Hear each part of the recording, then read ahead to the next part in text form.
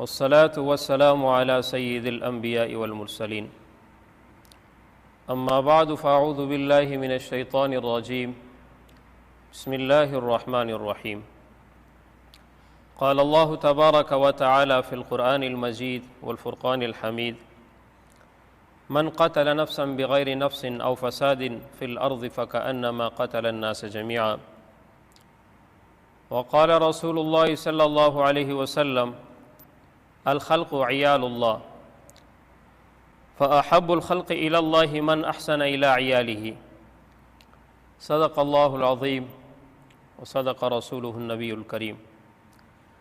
محترم سامعین و ناظرین گرامی، السلام علیکم ورحمۃ اللہ وبرکاتہ۔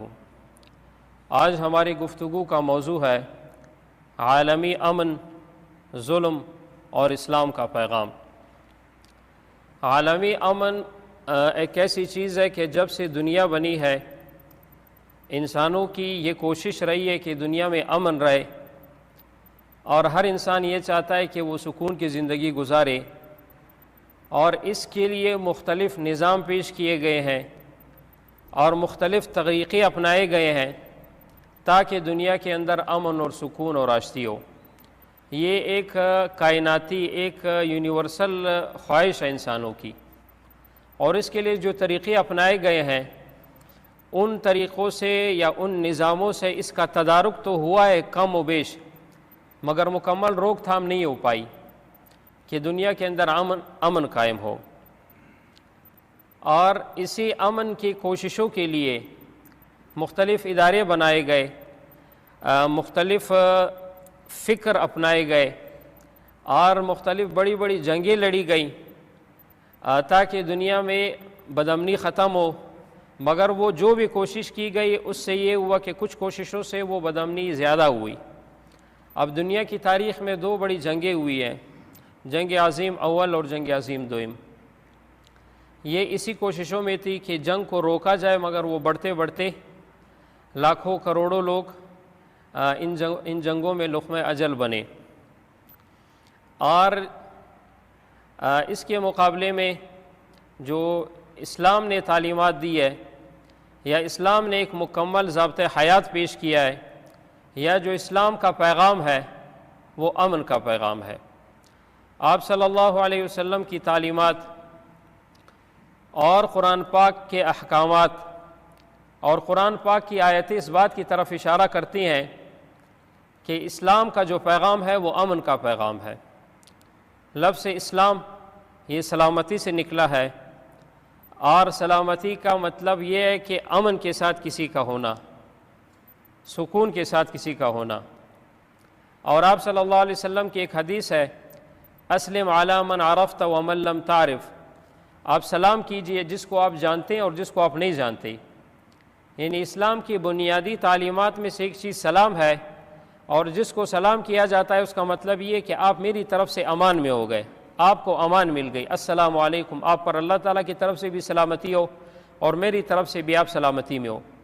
تو اسلام کا جو بنیادی پیغام ہے وہ امن کا پیغام ہے، اور اسلام شورش، ظلم اور بدامنی کو پسند نہیں کرتا۔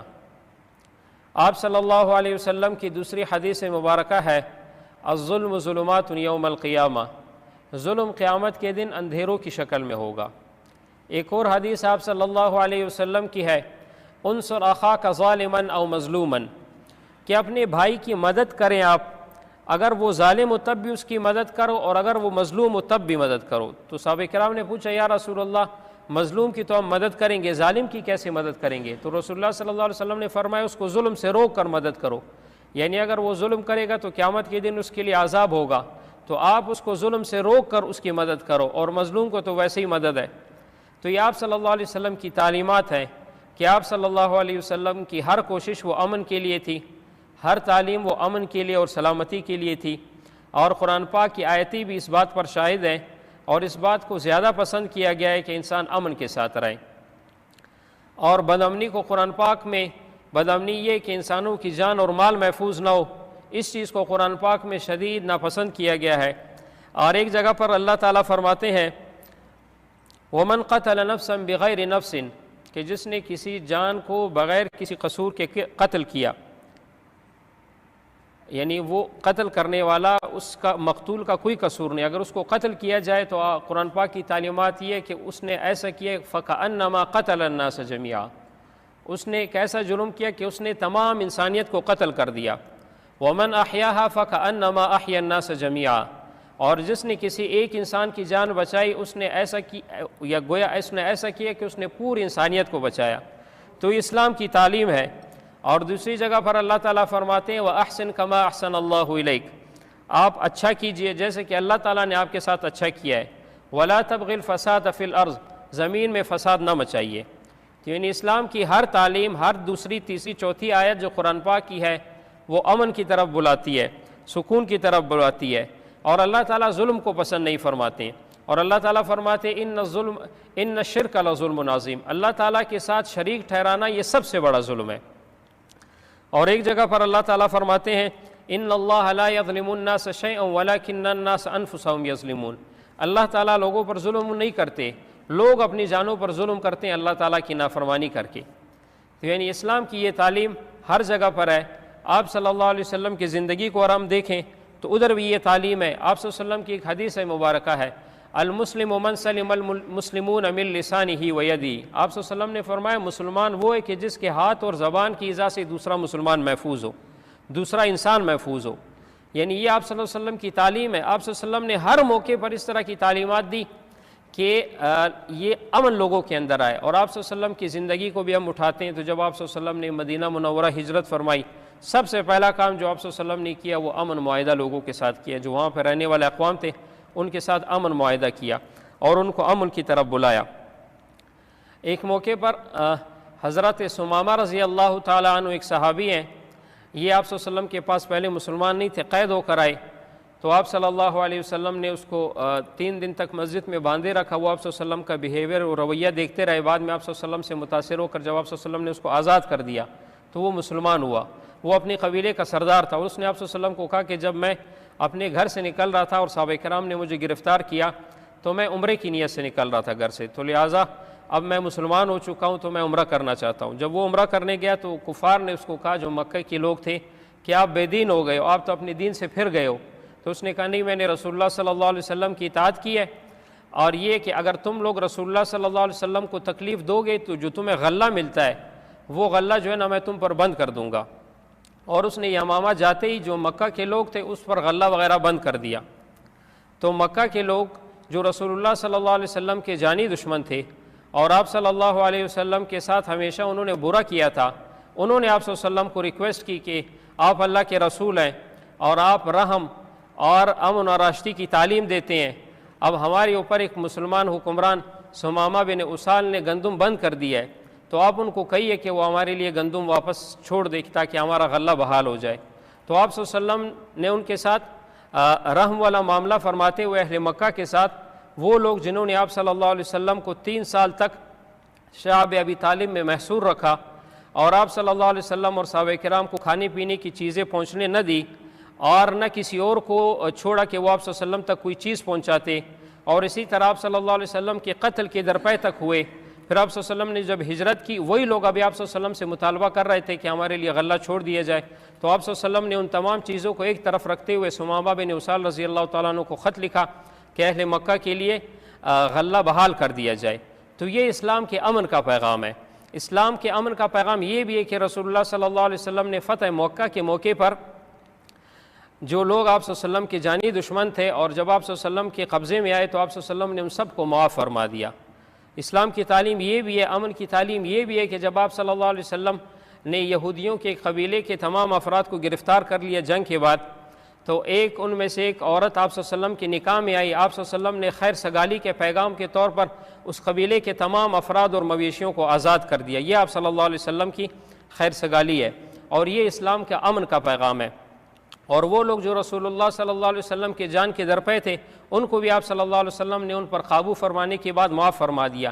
یہ اسلام کا پیغام ہے، امن کا پیغام۔ اور آپ صلی اللہ علیہ وسلم نے ہر موقع پر اس بات کا اظہار کیا ہے کہ امن کا پیغام دنیا کے اندر جائے، اور ہر عمل سے آپ صلی اللہ علیہ وسلم کے یہ ثابت ہوا ہے کہ وہ امن دنیا کے اندر پھیلے۔ آپ صلی اللہ علیہ وسلم کی حدیث مبارکہ ہے الخلق عیال اللہ، یہ جو تمام انسان ہے، تمام مخلوق ہے، یہ اللہ تعالیٰ کی عیال ہے. جیسے ایک شخص ہوتا ہے، اس کی اہل خانہ ہوتی، فیملی ہوتی ہے، وہ اس کا ذمہ دار ہوتا ہے. تو حدیث پاک میں کہ آپ اللہ تعالیٰ کی مخلوق یہ اللہ تعالیٰ کی عیال ہے. فَأَحَبُّ الْخَلْقِ إِلَى اللَّهِ مَنْ أَحْسَنَ إِلَىٰ عِيَالِهِ. اللہ تعالیٰ کو سب سے محبوب اور پسندیدہ شخص وہ ہے کہ جو انسانوں کے ساتھ اچھا برتاؤ کرے. یہ انسان سب کو پسند ہے. اور دوسری حدیث مبارکہ میں آپ صلی اللہ علیہ وسلم نے فرمایا خیر الناس من ينفع الناس. لوگوں میں سے بہتر وہ جو لوگوں کو نفع پہنچائے. یعنی آپ صلی اللہ علیہ وسلم کی ہر تعلیم اس طرف ہے کہ لوگوں کو نفع پہنچایا جائے، لوگوں کے ساتھ خیر اور بھلائی کا معاملہ کیا جائے. دنیا میں جتنی بھی نظام ہے، جتنی بھی سلسلے ہیں، انہوں نے جو امن کے لیے کوششیں کی ہیں ان میں کمیاں اور کوتاہیاں رہی ہیں. مگر جو اسلام کی تعلیمات ہے، یہ جو اسلام کا ضابطۂ حیات ہے اور جو اسلام کا پیغام ہے، یہ مکمل امن کا ایک پیکیج ہے. جو علم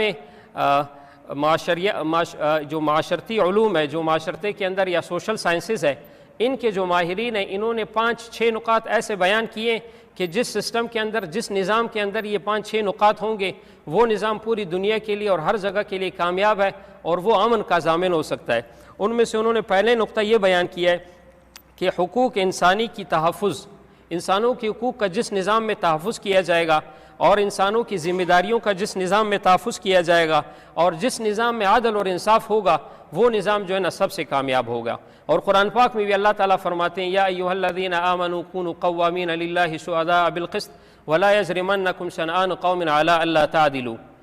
اب قرآن پاک میں اللہ تعالیٰ فرماتے ہیں کہ کسی کی ناجائز یا ظلم آپ کو اس بات پر نہ ابھارے کہ آپ ان کے ساتھ ظلم اور زیادتی کی طرف چلے جاؤ.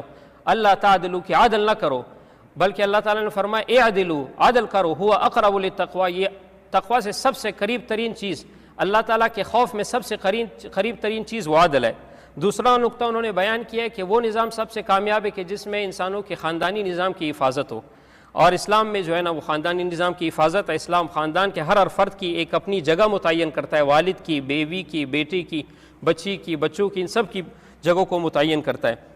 اور تیسرا یہ کہ وہ نظام کامیاب ہے دنیا میں کہ جس میں باہمی تعاون ہو اور باہمی عزت ہو اور اقدار کا احترام کیا جاتا ہو. تو اسلام کی تعلیمات یہی ہے کہ باہمی تعاون، ایک دوسرے کا احترام.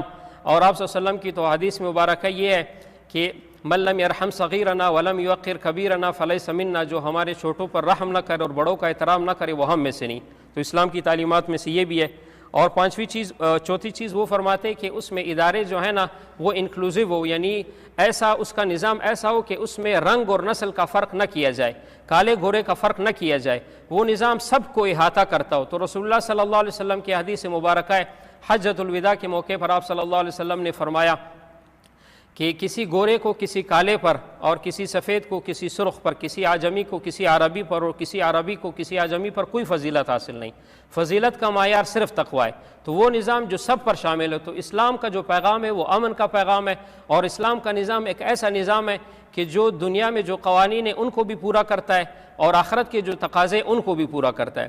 اور اسلام ہی وہ نظام ہے کہ جو دنیا کو امن دے سکتا ہے اور دنیا کو سکون دے سکتا ہے. اور یہ کتابوں کی حد تک نہیں بلکہ رسول اللہ صلی اللہ علیہ وسلم اور بعد کی مسلم حکومتوں میں اس چیز کا ثبوت واضح طور پر موجود ہے کہ اس نظام نے دنیا کو کتنا امن دیا، کہ قیدیوں کے حقوق تک وضع کیے، بچوں کے حقوق تک وضع کیے.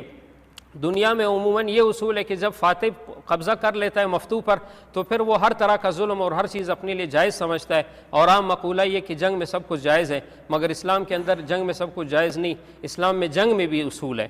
بچوں کے اپنے حقوق بیان کیے کہ آپ صلی اللہ علیہ وسلم جب کوئی بھی سریہ، کوئی بھی غزوہ شروع کرنے سے پہلے صحابہ کرام کو جب بیچتے تو آپ صلی اللہ علیہ وسلم فرماتے تھے خیال رکھنا، بچوں کا خیال رکھنا، معذوروں کا خیال رکھنا، مذہبی رہنماؤں کا خیال رکھنا، درختوں کا خیال رکھنا، حیوانوں کا خیال رکھنا، جو لوگ غیر جنگی جو جنگ نہیں کرتے ان کا خیال رکھنا. تو یہ آپ صلی اللہ علیہ وسلم کی تعلیمات ہے اور اسلام کا پیغام ہے کہ اسلام کا امن کا پیغام ہے. قرآن پاک کی آیتیں بھی اس سے بھری پڑی ہیں، رسول اللہ صلی اللہ علیہ وسلم کے اقوال و افعال و اعمال بھی اس سے بھرے پڑے ہیں. تو اسلام یہ امن کا پیغام ہے اور ہم سب کی ذمہ داری ہے کہ ہم اپنی زندگیوں میں اس اسلام کو زندہ کریں تاکہ لوگ ہماری زندگیوں کو دیکھ کر اس چیز کو سیکھ سکے کہ اسلام امن کا پیغام ہے. جو کچھ کہا سنا اللہ پاک اس پر عمل کرنے کی توفیق عطا فرمائے. اللہ اکبر اللہ اکبر اللہ اکبر اللہ اکبر أشهد أن لا إله إلا الله. أشهد أن لا إله إلا الله. أشهد أن محمدًا رسول الله. أشهد أن محمدًا رسول الله. حي على الصلاة. حي على الصلاة. حي على الفلاح. حي على الفلاح.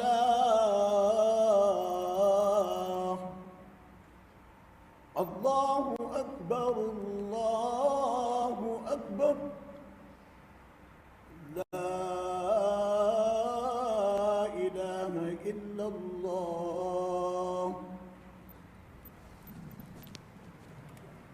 الحمد لله علي الذات عظيم الصفات سمي السمات كبير الشان جليل القدر رفيع الذكر مطاع الأمر جليل البرهان فخيم الاسم غزير العلم وسيء الحلم كثير الغفران جميل الثناء جزيل العطاء مجيب الدعاء عميم الإحسان سريع الحساب شديد العقاب أليم العذاب عزيز السلطان ونشهد أن لا إله إلا الله وحده لا شريك له ونشهد أن سيدنا ومولانا محمدًا عبده ورسوله المبعوث إلى الأسود والأحمر المنعوت بشرح الصدر ورفع الذكر وصلى الله تعالى عليه وعلى آله وأصحابه الذين هم خلاصة العرب العرباء وخير الخلائق بعد الأنبياء أما بعد فيا أيها الناس وحدوا الله فإن التوحيد رأس الطاعات واتقوا الله فإن التقوى ملاك الحسنات وعليكم بالسنة فإن السنة تهدي إلى الإطاعة ومن أطاع الله ورسوله فقد رشد واهتدى أستغفر الله لي ولكم ولسائر المسلمين فاستغفروه إنه هو الغفور الرحيم